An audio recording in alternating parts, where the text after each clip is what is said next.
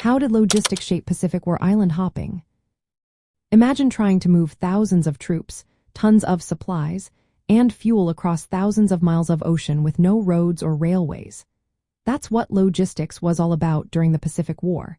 It played a huge role in how the Allies used the island hopping strategy.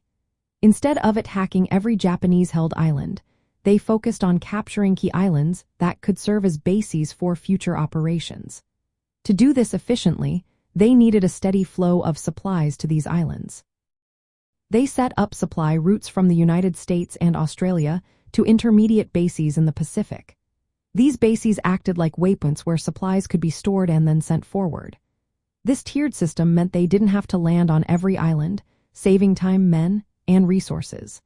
Moving supplies was a massive challenge because the Pacific is so vast. The Allies built large supply dumps on islands to hold extra food, ammunition, and fuel. They used ships supported by submarines and aircraft to keep these supplies flowing, even cutting off Japanese bases from resupply.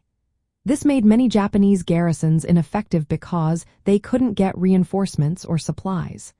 The logistics also involved coordinating different types of warfare, ground, air, and sea, to make the most of limited resources. Amphibious landings used specially designed landing craft to hit lightly defended beaches, which reduced casualties and kept supply lines open.